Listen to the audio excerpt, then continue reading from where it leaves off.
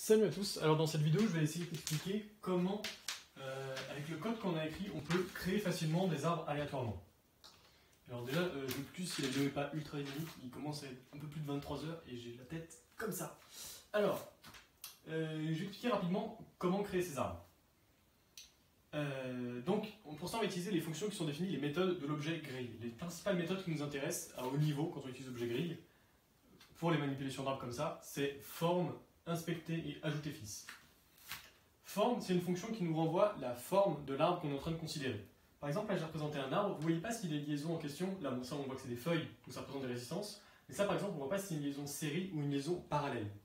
On ne peut pas faire la différence. Et on va faire une certaine approximation dans l'usage des grilles, qui est que, en général, peu importe. Souvent ça marche, parfois c'est un peu plus discutable. Mais là, pour ce qu'on va faire dans cette vidéo, ça marche. La forme de cet arbre, c'est le nombre de nœuds qui se trouvent à chaque niveau de profondeur de récursion. Par exemple, ici j'ai un nœud, ici j'ai 3 nœuds, ici j'ai 5 nœuds. Donc la forme de cet arbre, ce serait 1, 3, 5.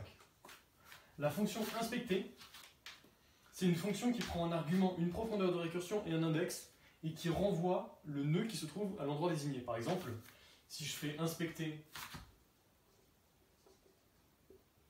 donc si j'appelle ma grille g.inspecter de 0, 0, ça va me renvoyer ce nœud-là si je l'appelle A. Ça va me renvoyer A. Okay. Si j'essaie un autre truc, g.inspecter de 2,3, ça va m'envoyer donc profondeur de récursion 0, 1, 2, le troisième 1, 2, 3. Donc celui-là, si je l'appelle B, ça va m'envoyer B. Alors la première chose que vous allez me dire, c'est mais oui, mais moi je ne sais pas en fait qui c'est celui-là. Je ne sais pas si quand on le désigne comme ça avec la profondeur et l'index, je ne sais pas précisément de quel nœud on parle. Mais en fait, peu importe la plupart du temps. Vous n'avez pas besoin de savoir comment précisément le nœud a été atteint pour l'utiliser pour modifier l'arbre. Et souvent vous en fichez quand vous faites des modifications aléatoires, peu vous importe que vous preniez ce nœud-là aléatoirement ou ce nœud-là ou ce nœud-là. On s'en fiche du chemin qu'il a fallu pour l'atteindre. On veut juste un nœud aléatoire. C'est pour ça que cette API-là d'inspecter est assez pratique. Dernière API, c'est ajouter fils. C'est simple, quand on vous donne un nœud et que vous faites ajouter fils d'un autre nœud, et ça ajoute l'autre nœud comme fils. Alors il y a des règles assez compliquées, par exemple, si vous êtes sur une feuille, ici, donc une résistance, et que vous voulez ajouter une autre résistance, il faut préciser si vous voulez l'ajouter en parallèle ou en série. Et ça va vous créer à ce moment-là deux fils en série sur les liaisons parallèles ou série, comme vous l'avez demandé. Mais peu importe la limite. Vous le verrez sûrement en lisant juste le code. Là, ce qui nous intéresse, c'est comment utiliser ces fonctions pour créer un arbre facilement. Alors, je vais faire un peu le pseudocode. La première chose qu'on fait, c'est qu'on crée une grille. G égale grille. On lui donne tous les arguments qu'il lui faut. Ça va nous créer une grille G qui commence par un nœud seul. Ok.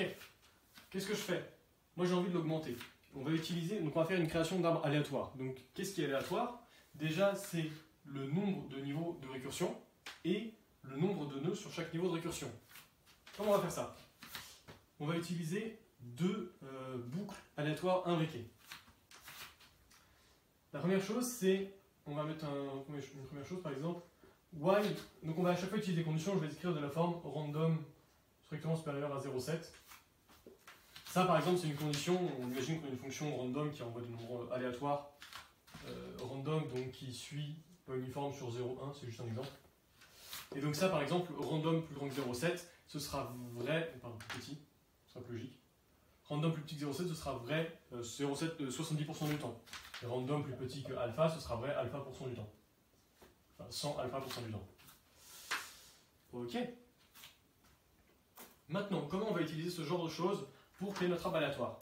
La première chose, c'est de dire, tant que random est plus petit que A, je me place sur un nœud. Donc, tant que random est plus petit que A, je regarde la forme et je mets au dernier argument de la forme. Donc là, je regarde random plus petit que A, je viens de rentrer.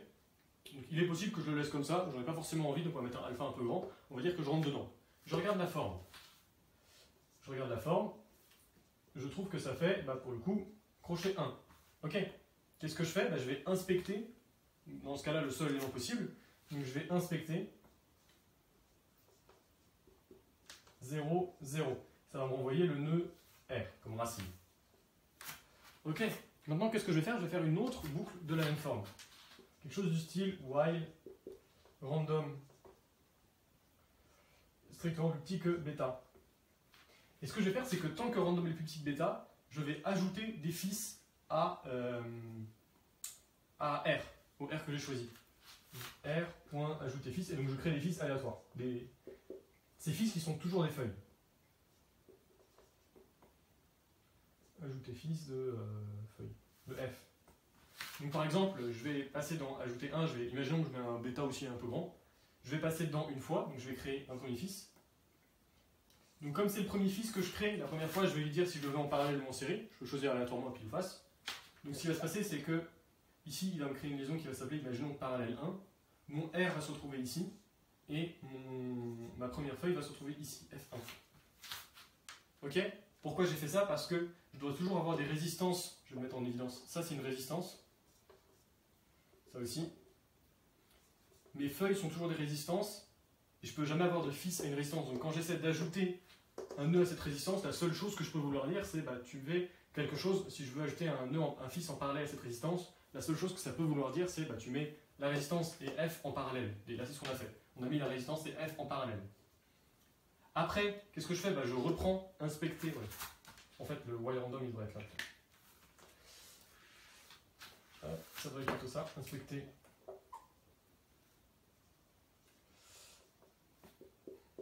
0, 0, qui renvoie ce qui est à la racine. D'abord, la première fois, il renvoie la racine, la deuxième fois, il va renvoyer P1 du coup. Et ensuite, R, puis P1, point ajouter fils. Ajouter fils. Ok? Donc la première fois, c'est pas très clair comme syntaxe. La première fois que je fais inspecter 0, 0, je récupère R. R.ajouter fils, je récupère F. Si je repasse dans random, si random marche encore, je fais inspecter de 0, 0, cette fois-ci je récupère P1. Je fais P1.ajouter fils de F2. Et ça va me renvoyer un nouveau bloc. Et maintenant, je vais avoir quelque chose comme ça. Hop. F1, F2. Ok, bon maintenant imaginons que je sorte du random. Qu'est-ce qui se passe? J'arrive ici, while random plus petit que alpha. Imaginons que je repasse encore dedans. Qu'est-ce qui se passe? Je regarde ma forme, maintenant ma forme elle a changé. Maintenant ma forme c'est 1, 3. Je me place sur le dernier, encore une fois, là j'étais sur le dernier qui était 1, j'avais pas le choix. Je me place sur le dernier index de ma forme et je choisis un élément au hasard. Donc je vais faire ici, je vais me placer sur maintenant inspecter de 1 et je prends un index au hasard qui sera par exemple X. Et je vais récupérer l'élément. Donc par exemple, je vais passer une fois dedans, je vais récupérer F1. Je vais faire F1.ajouter fils. Ok? Je vais mettre ça ici, maintenant je vais voir S2 ici, F1 il va descendre ici, et là j'aurai F3. Alors, ça doit être comme ça. Voilà. Ok. Et après je fais comme ça, je continue en passant dans mon random, en repassant dans mon alpha ici, je continue, je complexifie mon arbre, et je le complexifie jusqu'à ce que mon random donne quelque chose de plus grand que alpha. Et en faisant ça, j'obtiens des arbres de taille aléatoire, et de complexité aussi et de profondeur aléatoire aussi. Le bêta me dicte la largeur de l'arbre et le alpha me dicte la profondeur de l'arbre. Donc ça me permet de contrôler un peu les paramètres. Si on veut les arbres qui soient plutôt courts, on peut mettre un alpha petit, plutôt large, un bêta grand, ou le contraire. Voilà, et donc on fait ça plein de fois, on répète ça plein de fois, jusqu'à avoir suffisamment d'arbres, et on en a initialisé plein assez facilement avec un code qui est plutôt simple. Et voilà, on est prêt à lancer après à utiliser tous les algorithmes, à entraîner l'intelligence artificielle et à commencer l'algorithme génétique aussi, parce qu'on en a besoin dans les deux cas.